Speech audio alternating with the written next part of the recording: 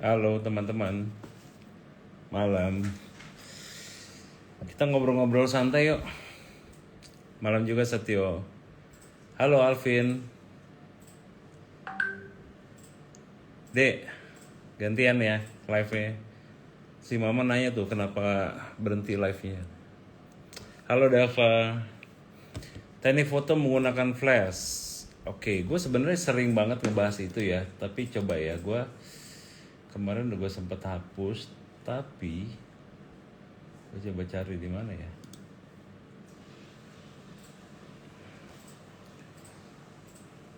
Malam juga, wih dari Purwokerto. Oke, bentar gue cari ya, bahas foto. Gue lupa di mana naruhnya. Sebenarnya tuh kemarin udah ada.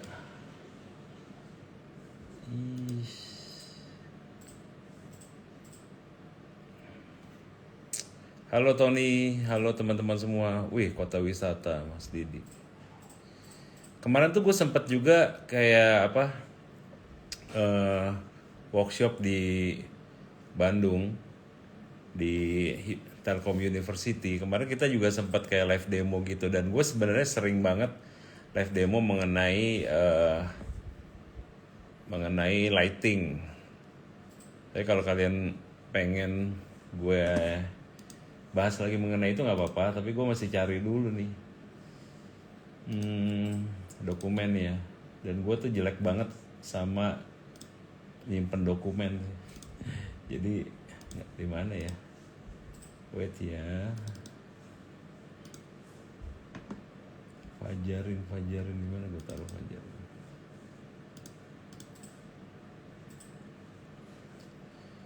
Oke, apa sih yang mau ditanya dari lighting, teman-teman? Sebenarnya gini, lighting itu nggak terlalu jangan menjadi ini ya, jangan menjadi apa ya? Jangan menjadi beban, jangan menjadi takut kalau kalian kayak make artificial lighting. Gue sampai kasih lihat foto deh ya. Jadi foto-foto kayak gini nih ya, gue sering banget taruh kontennya di live gue, di reels atau di TikTok gue mengenai bagaimana membuat foto-foto kayak gini. Mau bahas foto ini? Untuk settingan-settingan segitiga exposure-nya waktu menggunakan flash. Oke. Jadi kapan unboxing atau 75 ya? Udah ada, segera gue unboxing Pak John. Sebenarnya gue ada nih ininya nih. Ntar ya, apa gue download dulu? Sabar gak kalau gue menunggu gue download dari file gue dulu? Sambil ngobrol deh, sambil download. Jadi lighting itu harusnya menjadi nggak terlalu menakutkan kalau kaliannya juga nggak terlalu mikirin gimana susah pakai lighting gitu. Kalau awalnya udah susah duluan pasti akan jadi sulit. Bentar ya, gue cari dulu ininya presentation materialnya karena udah lama banget itu. Ya di mana ya?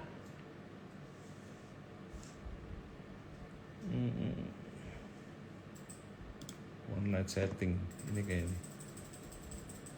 Oh enggak. Gimana ya gue nyimpennya ya?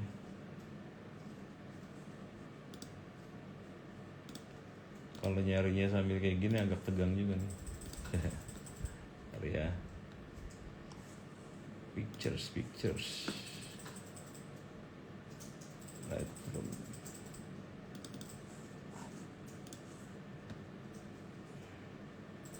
Paling enak sih sebenarnya sampai praktek.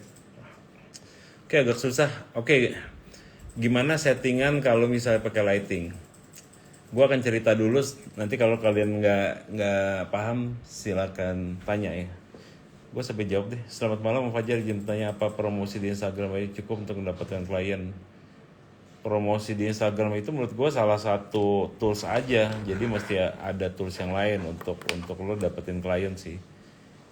Dan jangan di satu platform aja dan jangan melakukan satu metode aja, mesti ada metode yang lain. gimana ya cara gue menjelaskan? Bang, boleh pinjemin ini gak bang?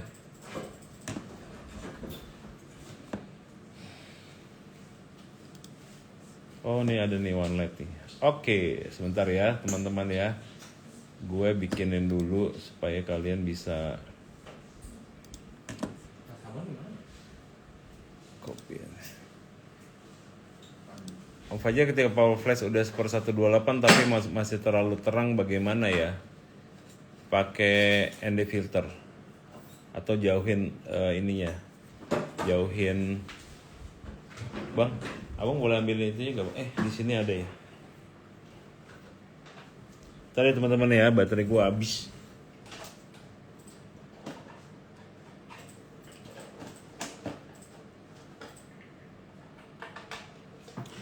Oke, ini udah ada baterainya.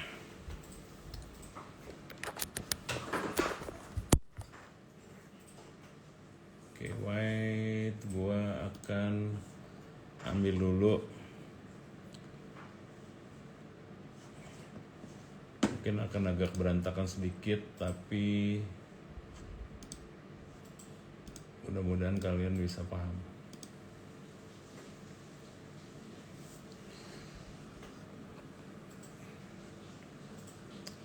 Kita akan bahas gimana bikin foto ini. Nah, cara bikin foto ini pakai satu lighting, iya. Nah, kalau kalian udah ngerti bikin foto ini, kalian ngerti gimana make flash sebanyak apapun, karena awalnya adalah dari satu lighting gitu. Nah ini ada ini. Oke, kita kuliah malam ya, nggak apa-apa ya. Oke, baikkan dulu ya pertanyaannya. Suara gue keluar gak? By the way, barusan kayak agak mati gitu. Boleh di komen gak suara gue aman gak? Kupas tuntas ya Bang Cit ya. Kalau aman, gue lanjutin suaranya. Kalian boleh kasih komen aman ya. Oke, thank you Kadir.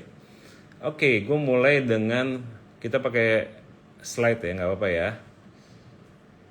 Jangan bosen ya, karena kalian nanya lighting, jadi gue akan bahas mengenai lighting. Wait, kok nggak apa, kirim semua nih. Bentar ya. Oke, ini sebenarnya adalah materi dari workshop gue mengenai lighting. Jadi gue akan share pada kalian free di sini. Nah, kalian tinggal kayak, wih ada Gandhi. Kalian tinggal nanya aja kalau misalnya ada pertanyaan, oke? Tapi biarkan gue melanjutkan dulu.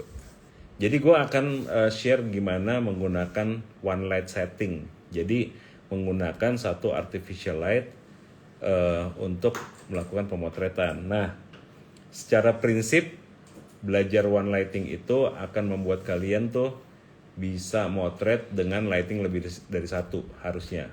Kemudian akan menjawab banyak pertanyaan di atas yang bertanya mengenai apa hubungannya segitiga exposure dengan pengaturan lighting ketika kalian mau motret. Oke, gue lanjut dulu, gue ganti asetnya. Slide kedua. Kalian capture aja ya slide-nya ya. Nah, kenapa sih kita butuh memahami artificial lighting? Pertama gini, lighting itu jangan disalahartikan bahwa lighting itu adalah hanya artificial lighting, hanya flash, hanya mobile light, hanya lampu studio gitu ya. Jadi lighting itu ada banyak nih, kayak light matahari juga lighting. Jadi itu disebut available light ya. Kemudian artificial light itu ada flash, ada continuous light, ada studio lighting, ya banyak deh pokoknya. Oke. Kenapa kita butuh mengetahui lighting? Supaya kita bisa mengontrolnya gitu. Supaya ketika kita paham mengenai lighting, apalagi paham mengenai artificial light, kita bisa dengan sangat baik mengontrolnya untuk kebutuhan fotografi kita. Yang kedua, dengan memahami lighting, ya apalagi memahami artificial lighting, kalian punya fleksibilitas dalam melakukan pemotretan. Jadi fleksibilitasnya gini, memotret pagi, memotret subuh, memotret siang, malam, dalam waktu hujan, panas, mendung, kalian bisa punya fleksibilitas itu ketika kalian paham mengenai lightingnya. Kemudian dengan lighting juga kalian bisa meng-create yang namanya mood. Jadi moodnya mau low key, mau high key, ya kan? Ada yang tahu kan ya low key, high key itu maksudnya apa? Kalau belum tahu di komen aja, nanti gue akan kasih contohnya mengenai low key dan high key. Nah, gue lanjut ya. Ini fotonya kepotong-potong karena harusnya ini presentasinya landscape ya. Nah, di foto ini misalnya, di foto ini tuh gue pakai one light, hanya satu lightingnya aja, menggunakan satu, nge-lag ya, sekarang udah enggak ya? Oke, high key low key ya, nanti gue kasih tahu ya. Sekarang udah aman ya, udah nggak nge-lag lagi ya. Jadi foto ini, oke, sebelum jauh ya, contoh low key, high key. Low key ini tuh kayak gini. Pokoknya semua yang gelap-gelap itu bisa dibilang low key.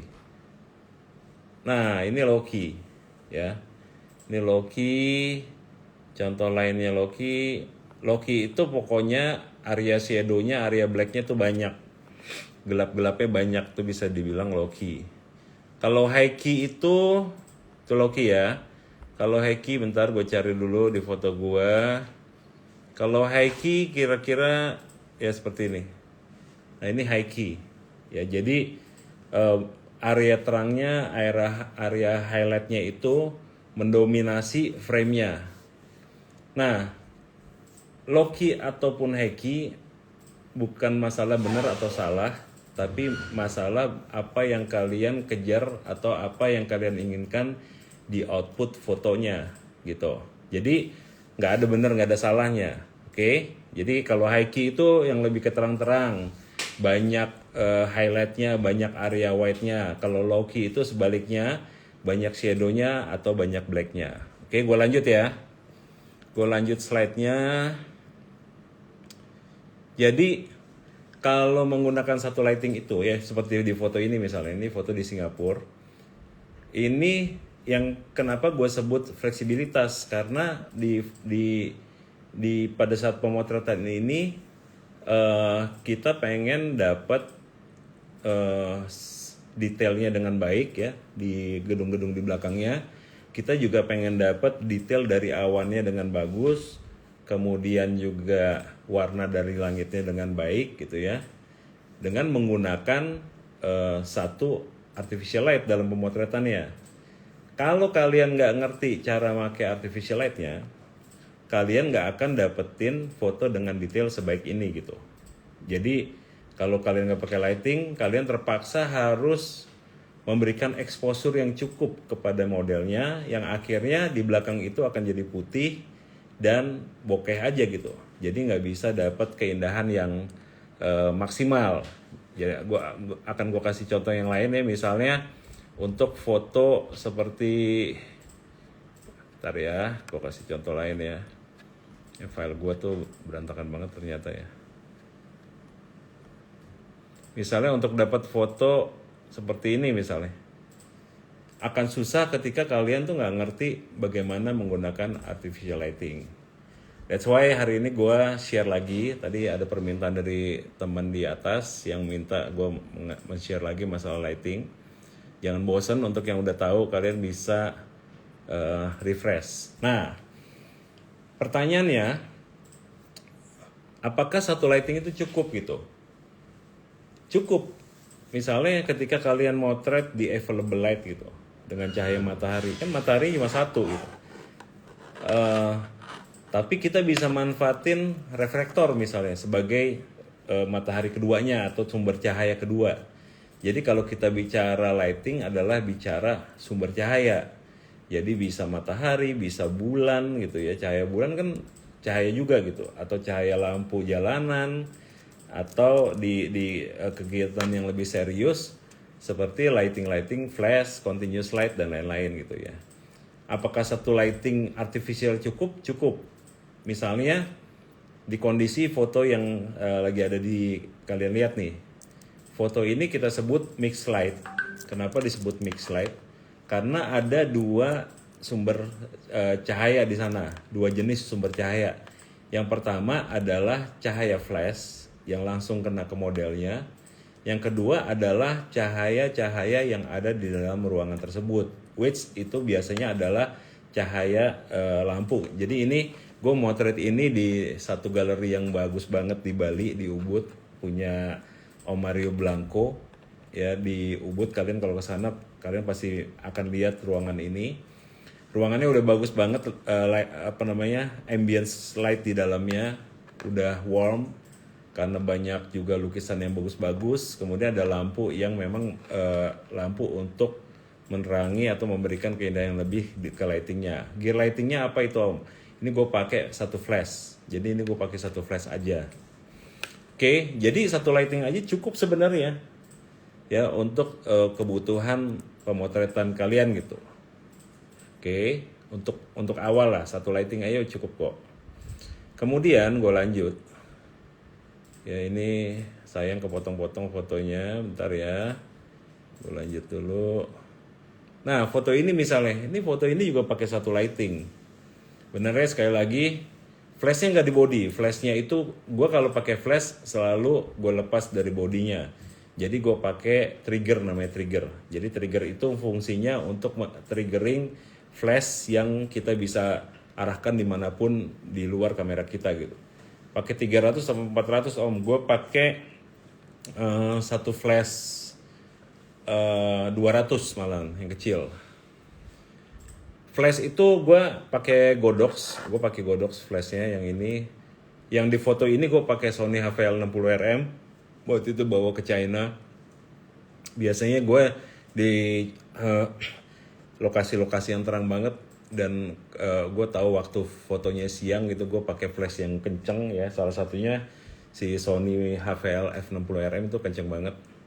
Kalau pakai satu light diffusernya paling enak pakai apa? Gue nggak jarang pakai diffuser, tapi kalau gue pakai diffuser, gue tuh pakai Mag Mode namanya, magnet modifier. Mag Mode itu kalian bisa lihat di DOS ya, di dos.co.id. Itu modifier yang paling gampang dan paling simple makainya untuk flash. Kapan-kapan gue akan bahas mengenai Mag Mode. Nah, di foto ini misalnya, izin Om pengen tips teknik. Ini dia nih, Rian. Gue lagi bahas pelan-pelan ya. Jadi ikutin terus ya. Nah, di foto ini misalnya, wih ada Dea. Dea, get well soon ya.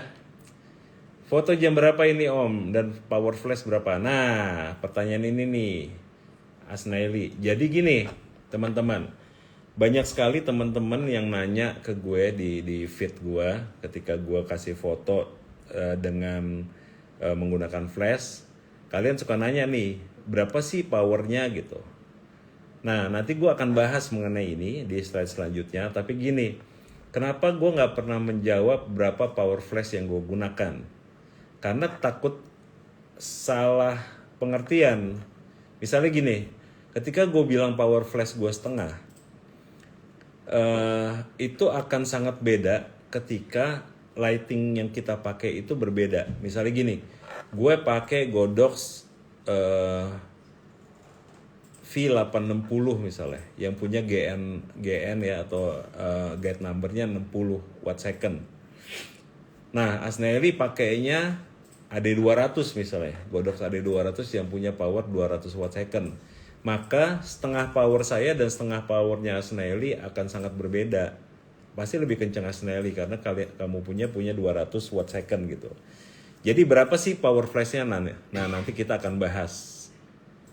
Oke, lanjut ya. Wih, rame ya malam ini. Oke, gue lanjut ya. Oke.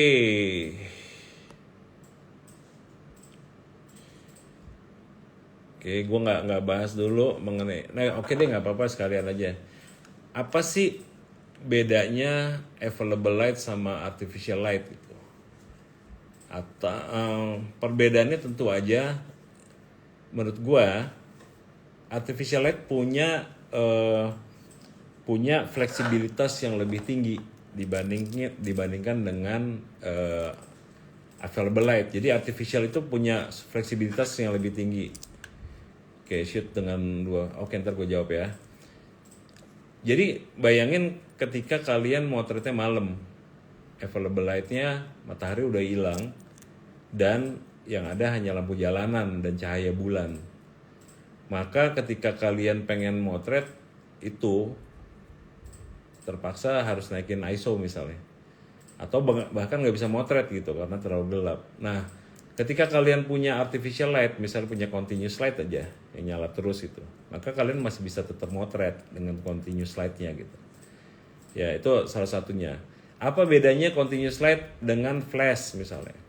Flash punya kemewahan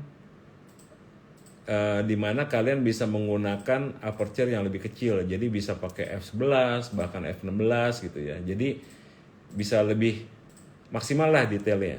Kalau continuous light paling di kondisi yang standar f-nya paling banyak 4. Kalau continuous light yang bisa sampai f8 pasti gede banget gitu, nggak bisa kayak continuous light yang kecil-kecil gitu misalnya. Oke, gue lanjut ya, kalian simpan dulu pertanyaannya. Nah, ini penting nih sebelum kita memahami cara menghitung flash ya. CRI, oke, gua baca dulu pertanyaannya sebelum lanjut ya. Om, seberapa pengaruh CRI untuk kebutuhan lighting video? Pengaruhnya banyak sih menurut gua, karena color ratio index itu memberikan satu value color dari lampu yang kamu gunakan, di mana color yang dikeluarkan, cahaya yang dikeluarkan oleh si lighting itu mempunyai warna yang sangat baik gitu, yang tentunya akan berpengaruh kepada hasil video kamu gitu, Dea, kalau cara atasi backlight matahari gimana? Nah, nanti akan gue bahas juga nih Dea. Jadi secara umum sih mengatasi backlight itu ada dua hal sih. Yang pertama adalah menghindarinya. Jadi agak menghindari backlightnya, menyamping. Yang kedua memahami menggunakan flash misalnya. Jadi kalau misalnya gini, Dek. Kalau misalnya ini backlightnya kayak gini, misalnya di foto Heiki tadi ya, gue cari lagi ya, agak di bawah. Live di handphone tuh agak susahnya, mesti nyari di fotos gitu. Jadi harap bersabar. Ini ujian. Oke. Ini kayak gini. Foto ini sebenarnya backlight nih, Dek. Jadi gue fotonya dari dalam. Modelnya di luar ya, modelnya di luar, kemudian kita dibatasi oleh kaca gitu ya. Ini behind the scene-nya juga ada di YouTube gue. Nah, ketika backlight ya, kalau kita men-setting kamera di exposure 0 ya, di exposure 0, maka apa yang kita lihat itu di dalam kamera adalah dia akan akan menghasilkan satu foto yang siluet gitu. Nah, jadi terpaksa gue akan kurangin nih misalnya speednya gitu, metering ke wajah modelnya sampai wajah modelnya kelihatan. Maka backlightnya akan tetap menjadi backlight tapi jadi dreamy gitu misalnya hasilnya. Atau misalnya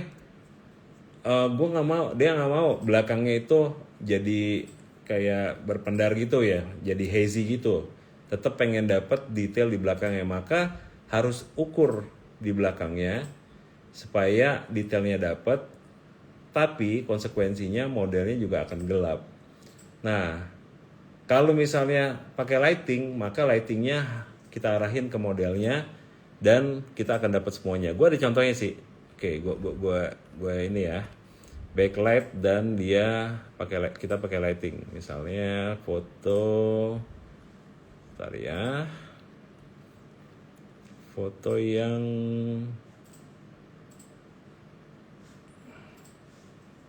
waduh nggak ada lagi. Sorry nggak ada. Oh, misalnya kondisi ini deh, kondisi ini. Kondisi ini nih hampir sama nih, lighting di belakangnya, tapi kita mau tetap ada detail ya. Jadi ya udah ukur di belakangnya dulu supaya gelap gitu ya. Dan akhirnya juga detailnya dapat. Cuma kalau nggak pakai flash, maka couple 2 ini akan ikut gelap gitu. Jadi si lighting itu kita pakai untuk mencerahkan atau ngasih cahaya di modelnya, di lighting, di apa, couple-nya. Taruh lighting posisi kamera dari bawah atau sejajar model. Nah, paling bagus sih dari atas model, karena ketika sejajar sama model maka cahayanya tuh akan kayak flat pertama ya. Kemudian kalau mau sejajar banget agak sedikit di atas supaya tetap ada dimensi. Karena kalau langsung ke wajahnya dimensinya akan hilang. Foto before afternya, waduh gue nggak siapin bro. Om enakan pakai flashlight atau continuous om untuk sekarang? Dua-duanya sih situasional. Kalau misalnya gue motret malam di jalanan akan lebih mudah. Gue motretnya pakai continuous dibandingin flash. Tapi kalau gue motretnya siang, continuous light nggak akan ngejar. Jadi gue harus pakai si flash gitu. Oke, gue lanjut dulu ya. Oke, sekarang gimana caranya nih ya? Gimana cara motretnya gitu? Gimana cara motret strobis dengan benar? Oke nih, Rian. Oke. Jadi yang paling penting adalah mengetahui mengenai segitiga exposure tentu aja. Kalian belajar mengenai segitiga exposure, which itu ada banyak di YouTube, di mana-mana ya. Di YouTube gue sendiri ada penjelasan mengenai segitiga exposure ya. Gue akan jelaskan sambil di slide selanjutnya. Jadi yang paling penting itu kalian tuh tahu gimana SOP-nya, gimana workflow-nya. Itu penting banget. Oke. Nah, kalau gue membuat workflow ya, Ezron, kabar bro.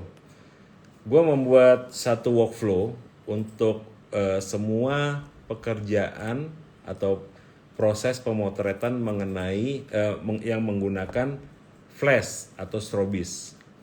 Jadi workflow gue ini bisa aja kalian pakai atau bisa kalian nanti kalau udah ngerti bikin workflow sendiri.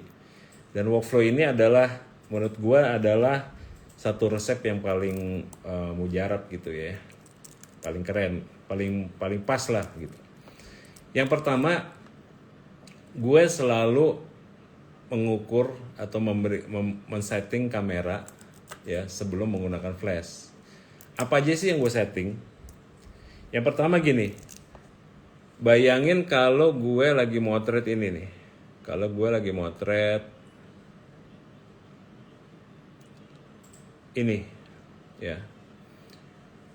Pertama kali workflow pertama gue akan mengukur kanvas gue gitu. Jadi kalau misalnya kita kan sering dengar nih bahwa motret itu adalah proses melukis dengan cahaya. Jadi kita butuh kanvasnya. Nah, kalau kalian lihat di foto ini ya, kalian abaikan aja dulu couple-nya. Yang pertama gue lakukan adalah mengambil background-nya, mengambil pemandangannya. Oke. Jadi gue udah ukur nih, ISO gue akan gue bikin sekecil-kecilnya. Katakan gue pakai ISO 400 misalnya ya, karena ini udah agak sore gitu ya. Gue ambil ISO 400, kemudian karena gue pengen dapetin detail pohonnya, gue pengen dapetin detail awannya, maka gue gunakan F atau aperture yang kecil atau F angka besar. Katakan gue gunakan F-nya F8 gitu misalnya. Atau F56 lah gitu. F56 udah cukup nih di situasi kayak gini. Nah kemudian gue atur, ya nih teman-teman boleh catat nih, diingat gitu ya. Yang terakhir adalah gue ngatur shutter speed-nya. Shutter speed itu selalu berpengaruh terhadap ambience. Apa sih ambience itu? Ambience itu yang kalian lihat kondisi kondisi ambience, kondisi cahaya di dalam frame-nya. Jadi let's say gue pengen awannya agak orange, kurang orange nih, masih agak tipis orange-nya, yaudah kencengin lagi speed-nya supaya ambience-nya dapat, supaya orange-nya dapat. Nah, ketika kalian udah dapat kanvas ini, baru ke proses selanjutnya. Jadi gue ulangin cara gue mengambil kanvas ini. Yang pertama, gue selalu setting ISO yang paling kecil di dalam kondisi itu. Boleh pakai 100 kalau memungkinkan, paling gede 400 lah, karena kita tahu kita bakal mau pakai flash gitu. Yang kedua, gunakan f aperture sesuai keinginan kalian. Kalian mau bokeh atau kalian mau detail. Kalau mau detail kasih f angka-angka besar atau bukaannya kecil. Jadi katakan gue pakai f56 atau f8. Yang terakhir itu gunakan speed untuk mengatur kecepatan berapa banyak cahaya yang masuk ke dalam kamera atau mengatur ambience yang kalian inginkan. Jadi seberapa orange ambience-nya, seberapa orange kanvasnya gitu. Nah, kalau udah dapat, baru kalian masukin si couple-nya kayak posisi ini nih. Ketika kalian masukin couple-nya, pasti hasilnya adalah siluet, bener nggak? Kenapa? Iya dong, kondisi ISO-nya 400, F-nya 56, speed-nya tinggi, katakan speed di 1/200, pasti si modelnya akan siluet. Oke deh, gitu, ISO paling kecil pakai 100 sampai 400, plus aperture angka besar, plus atur speed untuk dapetin ambience. Bener deh, itu workflow-nya tuh boleh di catatan Dea tuh, kalian boleh contek tuh catatannya. Jadi processing gitu, atur ISO-nya, atur aperture-nya, baru speed hanya untuk ambience. Tips selanjutnya, setelah kalian dapetin kanvasnya, jangan pernah lagi otak-atik kameranya. Oke? Om, kan ini couple-nya siluet nih. Loh, itu memang tujuan kita. Supaya couple-nya kelihatan, kita pakai flash. Jadi flash-nya itu kita yang kontrol, kita arahin ke orangnya, ke couple-nya, supaya orangnya kemudian kelihatan. Berapa power dari flash-nya? Sampai balance dengan belakangnya, dengan kanvasnya. Gitu, gampang banget kan? Om rencana mau beli spotlight Godox nih, VSA ya, buat studio yang gak terlalu luas. Rekomen pakai 19 atau 26. Gue rekomen 26 MH Photoworks, gue juga pakai itu. Om, warna Sony bisa kayak Canon nggak? Ya, aku pakai Sony A73, tips settingan. Nah, warna anytime kalian bisa setting lah sesuai. Kalau nyamain kamera lain, gue nggak pernah juga menyamakan kamera lain. Kita anytime bisa editing gitu ya. Tapi yang pasti kan ketajaman dan warna dan kontras kalian udah dapetin di kamera Sony-nya. Cara atur biar warna baju couple kelihatan pakai ISO berapa, Mas? Nah, warna baju couple kelihatan itu bukan ISO-nya deh, tapi detailnya. Jadi kalau mau detail bajunya lebih kelihatan, ketika detail bajunya belum kelihatan, naikin lagi F-nya. ISO-nya dibiarin aja deh. Gitu. Om, kalau pakai Godox CT685 pakai triggernya gak Om? Kalau untuk harus pakai trigger. Oke, gue lanjut lagi ya. Nah, ketika lightingnya dinyalain, terus dapet tuh ya, misalnya ini di situasi yang lain ya, karena yang tadi memang sengaja untuk foto siluet. Nah, ketika backgroundnya udah dapet, tambahin lighting, baru kelihatan orangnya. Berapa besar sih kalau ditanya, Om berapa sih power lightingnya? Gue nggak bisa jawab karena power lightingnya pada saat itu flashnya adalah gue sesuaikan dengan kondisi yang gue mau. Tapi secara teori power lightingnya harus sesuai sama F-nya. Kalau F-nya 8 ya harus 8. Kalau shot ini berapa flash Om? Ini gue pakai 1 flash. Gitu. Gampang kan? Om, batas ISO maksimal di kamera full frame itu berapa ya? Saya pakai A73 di ISO 2000 noise. Nah, ini lebih kepada coba-coba sih. Menurut gue sih ISO 2000 ya lumayan udah berbahaya ya. Gunakan lensa-lensa yang bukannya besar ketika kita motret di lokasi yang agak gelap gitu, atau suasananya udah agak malam, supaya kita nggak perlu naikin ISO terlalu tinggi, atau gunakan artificial light atau flash atau continuous light gitu.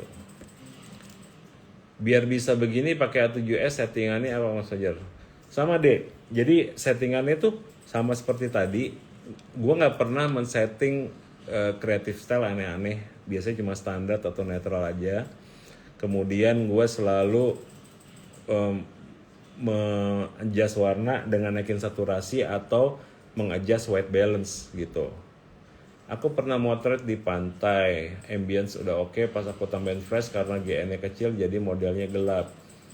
Nah, gedein naikin ISO-nya gitu. Sama teman-teman ada yang namanya zoom di flash. Jadi kalau misalnya lo motretnya di outdoor, lokasinya gede, zoomnya jangan dibiarin ke standarnya karena standar zoom flash itu 24 mm. Jadi di flash itu ada pengaturan zoom. Zoomnya bikin lebih tajam, lebih sempit ruang geraknya supaya powernya nggak terbuang percuma. Nah biasanya di foto-foto outdoor dengan model, gue tuh selalu pakai zoom di 70 mm. Om kalau dihantam pakai ND terus di long exposure apakah aman? Aman. Lo selama lo pakai flash, lo pakai long exposure kemudian ya jangan lama-lama ya karena nanti orangnya goyang juga gitu ya. Tapi selama di 1/15/10 menggunakan flash itu akan membuat si modelnya freeze. Cuma kita mesti settingan flash di kamera namanya rear curtain atau second curtain gitu. Coba lihat di kameranya ada deh rear curtain atau second curtain. Mas mau nanya nih, A7S kira-kira dengan megapiksel segitu worth it nggak sih Mas untuk foto cetak besar? Sebesar apa? Karena banyak kok foto-foto billboard zaman dulu kan cuma pakai 10 megapiksel, sebenarnya masih cukup-cukup aja sih gitu. Tapi untuk kebutuhan cetak gede sebenarnya lebih besar megapikselnya lebih baik gitu. Cuma kalau besarnya cuma 60-90 atau bahkan 120 gitu sih masih aman banget kok. Om bahas settingan pencahayaan di studio biar hasil tajam dan cahaya merata buat foto lebih dari 4 orang. Nah, teman-teman yang mau di studio lampu studio itu ya, flash studio itu kan punya lighting yang namanya continuous light tuh. Sebenarnya continuous light itu akan memberikan kalian guidance atau petunjuk di mana cahaya itu akan jatuh ke modelnya atau ke objeknya. Jadi kalian arahin aja dulu tuh sampai semua orang, 4 orang itu punya dapat cahaya yang cukup gitu. Jadi penempatannya itu tergantung kasusnya, penempatan si cahaya. Jadi nggak bisa saya bilang bikin 45 derajat paling ujung gitu, belum tentu akan sama hasilnya. Jadi kalian nyalahin ya, kamu nyalahin Niki continuous light-nya ya, modeling lamp di lampu kamu, kemudian arahin ke orangnya, baru kamu setting kamera, kemudian seperti tadi prosesnya. Jadi proses yang tadi itu bukan hanya di outdoor, di indoor juga bisa. Saya pernah ikut workshopnya, saya masih ingat jika flash biasa Godox 685 itu diserempetin aja boleh punya. Serempetin itu maksudnya adalah feeder light. Jadi feeder light itu kalau kalian bayangin cahaya bulan purnama. Kalau ngeliat ke atas langit kan ada cahaya bulannya, kemudian di samping-sampingnya itu kan ada cahaya pendaran cahayanya tuh. Pendaran cahaya itu sebut telau. Nah, sama juga dengan lighting artificial light. Jadi yang di tengahnya itu atau kalian pakai octabox misalnya, di dalam octabox itu seperti bulannya, tapi kan di pinggir-pinggirnya itu kan ada lighting juga. Pendaran lightingnya. Nah, gunakan pendaran lightingnya itu untuk motret supaya hasilnya soft. Misalnya kayak gitu. Gitu ya. Saya pakai Sony dengan lensa Sigma 35 kemarin. Foto makanan untuk dapat fokus secara keseluruhan gimana settingannya ya, Mas? Nah, kalau misalnya kalian pakai 35 mm itu sebenarnya masalah fokus itu kan makin pendek. Focal length-nya tuh masalah fokus biasanya nggak akan terlalu bermasalah ya. Kamu pakai FF4 aja udah pasti akan detail semua gitu ya, tergantung sih kebutuhannya kayak gimana gitu. Fokus secara keseluruhan itu akan pengaruh juga pada jarak fokus kamu kepada objek ya, jarak kamera ke objek, kemudian settingan aperture-nya gitu. Mouse capture agar fokus maksimal gimana ya? Minimalkan blur movement. Oh, maksudnya supaya nggak motion blur gitu ya. Biasanya motion blur itu terjadi karena speednya terlalu rendah. Ya teman-teman. Untuk teman-teman yang menggunakan auto ISO misalnya, hati-hati ketika speednya kemudian menjadi kecil gitu. Kalau tangan saya sendiri hanya mampu di 1/60 second. Jadi kalau di atas 1/60 second foto dengan available light, saya akan naikin ISO-nya. Jadi perhatiin Mas siapa nih? Mas Agin. Ketika sebelum motret berapa posisi speednya?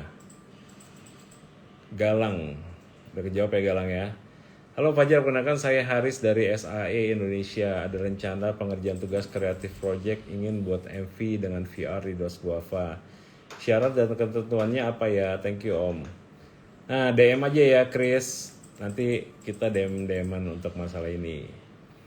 Oke, jadi teman-teman kalau misalnya tadi udah gue ceritain masalah workflow tadi, kalian pasti udah tahu nih cara gimana motret foto ini. Oke. Halo Diran. Om, untuk upgrade kamera dari 6300 lebih mending 73 apa 7C? Kalau gue end up selalu dengan Alpha 7C. Nah, waktu itu punya kegalauan yang sama mau ke 73 apa 7C. Akhirnya gue pakai 7C karena beberapa alasan. Yang pertama, A7C keluar setelah 73, which artinya secara teknologi pasti update. Yang kedua, bodinya lebih kecil. Dia full frame tapi bodinya lebih kecil. Jadi gue bisa motret dan bikin motret dengan enak dan bikin video dengan enak karena gue bisa taruh di gimbal yang kecil. Dan waktu itu gue butuhin karena gue pengen kasih anak gue yang cewek. Dan sekarang dibawa ke China sama dia. Dan kepake banget karena kan di sana dia bawa barang banyak sendirian gitu. Art visual sama kenal juga. Siap Mas, sama-sama Agin.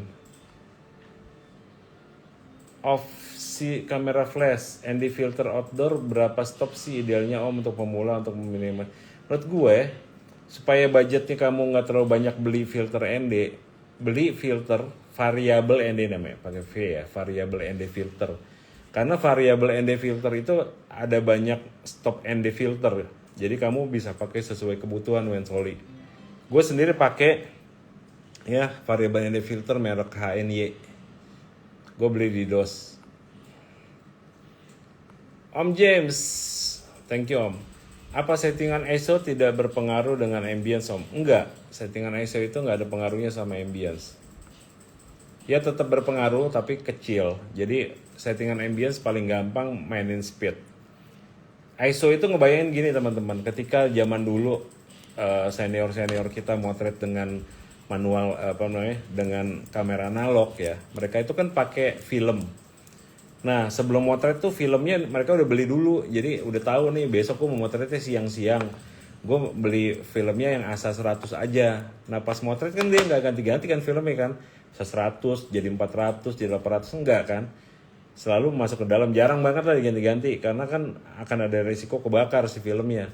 Nah seperti juga kita nih kalau motret tentuin mau pakai ISO berapa, supaya apa? Supaya nggak direpotkan lagi oleh ISO. Jadi kalian tinggal ngatur aperture dan speed.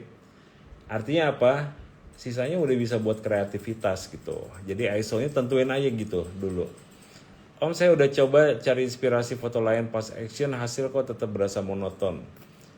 Menurut gua salah satu aspek yang terpenting ketika kita motret itu adalah memahami cahaya, jatuhnya cahaya dan kekuatan cahayanya, supaya kita bisa dapat foto yang nggak flat. Biasanya tuh kalau berasa monoton, kamu kurang kontras, kurang terlalu flat cahayanya, terang gelap di dalam fotonya nggak terlalu cocok gitu ya. Jadi terang gelap itu, kontras itu selalu berkaitan paling banyak dengan cahaya, jatuhnya cahaya dan penempatan kamu terhadap cahaya, penempatan antara kamu, model dan cahayanya gitu.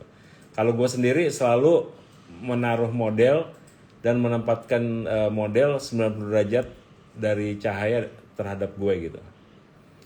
Saya pernah gunakan bukaan 18 saat foto bersama, tapi aman aja. Itu pun nggak sengaja lagi sibuk mau teh manten, tiba-tiba ada pihak keluarga minta foto. Nah, kalau foto bersama 18 sebenarnya bisa aja aman ketika orang-orangnya sejajar dan tidak terlalu banyak. Gitu. Pasti ada bokeh-bokehnya tapi tipis banget. Cara latihan komposisi biar nggak monoton gimana? Gini. Oke, ini pertanyaan bagus nih. Hello, it's Petraf. Jadi komposisi teori itu kan banyak banget. Ada rule of third, ada golden triangle, ada framing, ada repetition. Banyak deh, banyak banget tuh teori-teori. Jadi selalu itu memahami sesuatu dengan latihan, bener gak? Jadi cara yang paling baik menurut gua adalah kalian motret street, ya. Street fotografi itu kan nggak perlu modal, tinggal lu jalan aja gitu ya. Nah, ketika kalian keluar rumah mau motret street, diniatin, gua nggak bakal ngambil segala macam yang ada di street, kecuali apa yang gue pelajarin. Misalnya gini, hari ini gue pengen belajar mengenai rule of third, maka gue akan tertibkan hari ini motret di street, di jalanan, dengan konsep komposisi rule of third. Jangan komposisi yang lain, udah itu aja latihan. Nanti lusanya atau besok ini keluar rumah nih, sambil kuliah atau sambil kerja ya, diniatin gue akan keluar rumah atau gue akan keluar sambil kerja bawa kamera dan gue akan ambil komposisi framing. Ya udah, ambil segala macam hal yang ada framingnya gitu. Dan selanjutnya gitu. Latihan komposisi paling gampang. Sama-sama Wensoli. Look story, Om pas moto pakai viewfinder sering miss fokus. Kenapa ya Om? Saya sendiri pakai Canon 5D Mark II. Pemahamannya menurut gue ini banyak sekali nih yang mungkin belum paham atau belum pernah mencoba fokus area.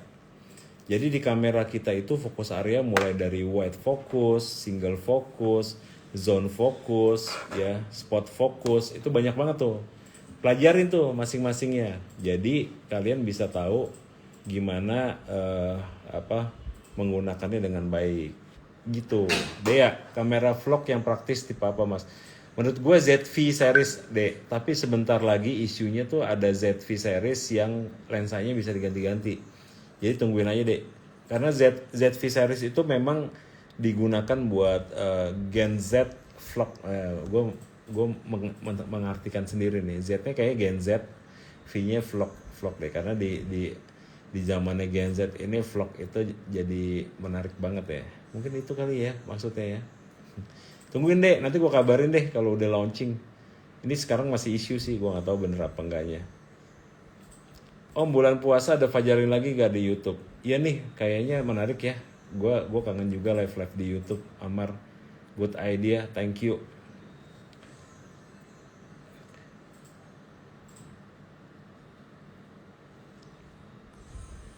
Vicky Rompas,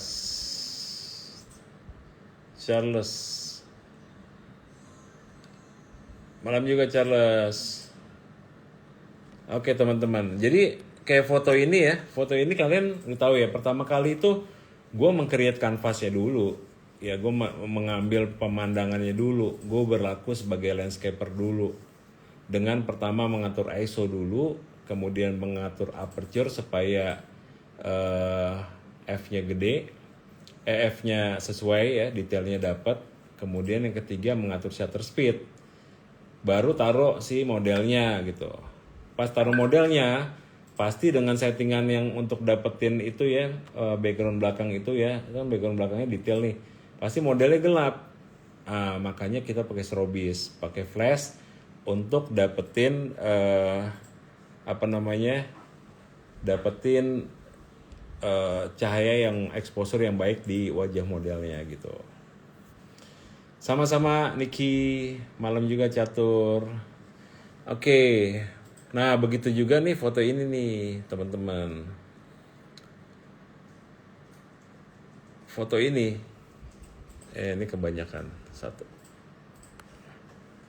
Ya, misalnya foto. Jadi kalau foto ini ngambilnya gimana nih kira-kira nih? Yang pertama itu gue mencari kanvasnya. Which kanvas gue di sini adalah hitam, bener gak? Jadi gue setting aja. Gimana settingan ISO-nya? Gue setting ISO 100, paling kecil aja. Nih gue motretnya di indoor, nggak pakai background apapun. Yang kedua, karena gue pengen ngambil detail dari bajunya, F-nya gue gedein. Let's say F-nya 8 gitu. Kemudian speednya gue maksimalin 1/200. Dengan kondisi itu, di dalam ruangan pasti gelap belakangnya. Kalian foto ya, gelap nih hasilnya. Artinya apa? Berarti udah bener, karena kita pengen kanvasnya gelap. Karena gue mau motret low-key nih. Nah, apa yang terjadi ketika modelnya gue masukin ke dalam frame gue? Ya, bayangin ya, udah lo gelap nih, masuk nih modelnya nih. Ketika masuk modelnya, pasti yang terjadi apa? Gelap modelnya. Artinya apa? Gue butuh lighting untuk nerangin si modelnya. Gimana nerangin modelnya? Udah posisiin, nyalahin continuous light-nya, arahin jatuhnya cahaya di mana, baru coba nyalain flash-nya, coba jepret pakai flash-nya. Kalau hasilnya ternyata di modelnya keterangan atau kegelapan, jangan ngotak-ngatik kalian punya kamera, tinggal turunin atau naikin power dari flash-nya. Itu teman-teman, gampang kan? Oke, mudah-mudahan menjawab ya pertanyaan tadi mengenai bagaimana mengatur flash ya. Ini termasuk foto ini nih, ini foto ini gue di outdoor fotonya tapi bisa gelap karena memang settingannya gue gelapin supaya belakangnya nggak kelihatan gitu. Jadi ini gue pakai satu lighting juga. Jadi sangat bisa satu lighting itu udah cukup banget gitu teman-teman. Gitu, ada pertanyaan lagi? Silakan kalau mau nanya-nanya. Gue masih ada waktu sampai 15 menit lagi gue mau mandi. Karena balik dari Bandung belum sempat mandi nih. Mau mandi terus mau tidur. Nah di foto-foto kayak gini juga gitu. Jadi belakangnya selalu kita atur ambience-nya. Taruh lighting di belakangnya. Kasih asap biar lightingnya menyebar kemana-mana. Jepret, taruh modelnya. Modelnya gelap, tambahin lightingnya. Kasih lightingnya berapa biji? 1 cukup untuk depannya. Kalau bawa lighting yang lain 2 di belakangnya gitu. Nggak terlalu ribet sebenarnya. Yang penting kalian confidence makainya. Petra, izin tanya lagi Mas Fajar, sehabis kita foto kalau mau edit tone color kebanyakan sebanyak apa sih yang harus diedit supaya masih dianggap normal? Sebenarnya menurut gua satu karya itu bukan masalah normal nggak normal. Karya itu adalah representasi keinginan kita atau kreativitas kita yang diwujudin dalam bentuk foto. Jadi mau lo fotonya mau di black and white-in, mau diwarnainnya banyak banget, saturasi banget, atau bahkan desaturate gitu, itu lebih kepada apa yang kamu mau gitu. Kan kita nggak bisa memuaskan banyak semua orang gitu ya. Jadi kayak misalnya di foto ini nih, mungkin beberapa orang akan bilang foto ini oversaturate, terlalu banyak warnanya gitu. Tapi mungkin juga banyak orang yang suka sama warna ini. Jadi mesti menangin siapa nih? Nggak menangin siapa-siapa. Kalau nggak dibayar ya ini adalah karya lo. Lo yang menentukan ini terlalu berwarna atau tidak, atau malah kurang warna gitu. Jadi kalau lo dibayar, misalnya lo dibayar untuk bikin foto ini, maka yang menentukan foto ini bagus atau enggak adalah klien lo yang bayar. Jadi orang-orang yang ngeliat itu nggak boleh protes, tapi boleh kasih masukan. Awas keracunan Sony, nggak apa-apa nggak? Sony itu racun yang enak kok. Oke teman-teman, ada yang mau nanya lagi? Menurut saya sih udah oke kok. Iya, 2 dimensi. Jadi yang gue bilang tadi ya, sebenarnya gue upload itu oke menurut gue. Jadi mungkin oke juga menurut kamu dan 2D, 2 dimensi. Tapi mungkin menurut orang lain ada yang less saturate, nggak ada masalah. Yang penting itu adalah kritik yang membuat kamu mikir kira-kira iya apa enggak ya gitu loh. Dan selebihnya adalah otorisasinya ada di kamu sih. How about tata artistik yang mendukung model Om? Iya dong, jelas. Jadi di konseptual potret, ini gue sebutnya konseptual potret ya, potret yang dikonsep. Tata artistik itu pastinya mendukung banget. Kayak misalnya foto-foto yang kemarin gue kasih lihat dengan ketika gue mencoba 514 misalnya ya. Jadi kayak foto ini nih. Foto ini akan memang kondisinya secara pengaturan tata tata letak propertinya dibuat sedemikian rupa sehingga hasilnya bisa artistik gitu. Nih atau foto yang ini ya, sorry. Nah foto ini dibuat memang propertinya seperti itu. Jadi memang dikonsep gitu. Jadi potret yang memang dikonsep. Niki, satu lagi Om, ada perbedaan cahaya yang apa? Ada perbedaan cahaya yang dihasilkan nggak dari lighting murah dan mahal? Lighting murah dan mahal itu pasti ada, ya. Seperti kalian misalnya beli lampu rumah yang merek A dan merek B itu punya kelebihan masing-masing gitu. Tapi yang pasti lagi adalah kalau flash itu masalah reload. Jadi lighting yang mahal biasanya reloadnya cepat. Kalian bisa segera motret lagi. Lighting yang murah itu biasa reload powernya agak lama. Nah balik lagi tergantung kebutuhannya. Apakah kalian butuh secepat itu reloadnya, atau kalian bisa sabar nunggu setiap kali habis foto pakai flash dia akan nunggu full power dulu baru shoot lagi. Biasanya perbedaannya hanya detik kok gitu. Halo, salam dari Cirebon. Salam juga The Lounge. Kadir. Om, gimana mengatasi bagian yang over di beberapa titik sedangkan kalau diturunin power flashnya bagian gelapnya udah di batas paling gelap. Yang over di beberapa titik di cutter, ditutupin cahaya mengarah ke sana. Nutupinnya bisa pakai kertas hitam, bisa pakai kain gitu ya. Jadi supaya cahayanya nggak terlalu banyak nyamber ke bagian yang tadi over. Gitu Mas Kadir. Eki Watson, get well soon bro. Udah masuk hari ini Eki ya. Terus kalau kondisi malam terus kita pingin agar lampu di belakang tetap kelihatan, gimana Om settingnya? Nah itu yang gue bilang, mengatur speednya aja cukup Imus. Karena kalau misalnya lampu yang di belakang itu yang gue sebut ambience. Jadi supaya lo dapat ambience di belakangnya, atur speednya sampai ambience-nya dapat. Kalau belum dapat biasanya kurang lambat flashnya. Seberapa membantu flash dengan TTL? Gue termasuk orang yang nggak terlalu suka pakai TTL, ya.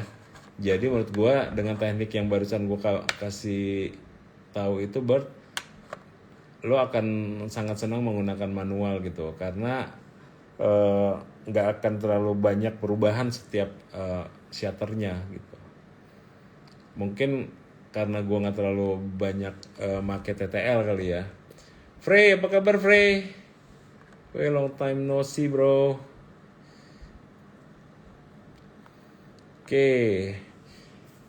Oke teman-teman, udah jam 8 menit lagi sih sebenarnya. Ada lagi gak mau nanya sebelum gue akhiri perjumpaan kita malam ini? Wih, resmi banget ya.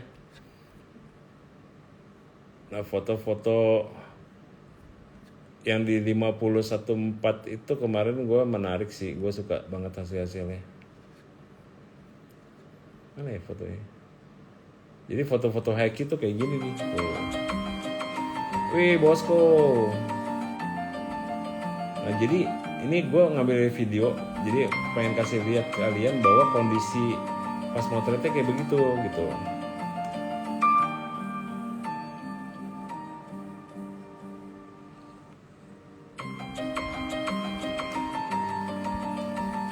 Nah, jadi sengaja dibuat speednya agak rendah supaya si modelnya tetap dapat exposure yang bagus. Gitu teman-teman.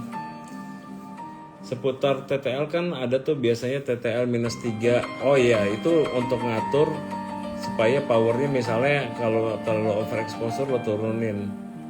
Gitu aja sih. Om kasih apa nih? Karena kita pakai TTL -3 atau gimana Om? Seputar TTL kan tuh biasanya -3. Misal kita di posisi 1/18, apakah masih bisa? Karena itu kalau di 1/128 dia akan di kondisi exposure yang paling paling rendah biasanya. Om kasih rekomendasi beli kamera Sony second yang harga 7 juta ke bawah. Alpha 6000 kayak bro. Nanya om gimana cara setting kamera Sony yang highlightnya berantakan pas motor di bawah terik. Sering tuh kejadian pas acara arakan manten. Nah, tetap sebenarnya pertama flash sih kalau menurut gue. Pokoknya overexposure itu kalau lo merasa over itu mengganggu, lo tetap harus pakai flash atau merubah posisi lo berdiri sih sebenarnya. Jadi sebenarnya kan gini, overexposure itu kan nggak bagus tuh. Jadi tapi kalau memang masih tetap harus difoto dengan kondisi lo backlight, kalau lo nggak seneng hasil highlightnya dik, maka lo harus pakai flash untuk ngebantuin gitu. Thank you bos, kita belum sempat motret bareng nih bosku. Berarti cukup sesuaiin shutternya aja ya om. Terus untuk ISO dan F-nya nggak usah. Kalau ISO dan F-nya itu udah lo suka ya, F-nya itu kan berhubungan sama detailnya, maka shutternya aja. Tapi kalau shutternya udah terlalu rendah, lo naikin ISO-nya. F-nya biarin. Strobo belum. Dari tadi itu gue ceritain tentang strobo loh. Strobo itu kan strobis. Strobis itu penggunaan strobe. Strobe itu flash. Dari tadi itu gue share mengenai strobe.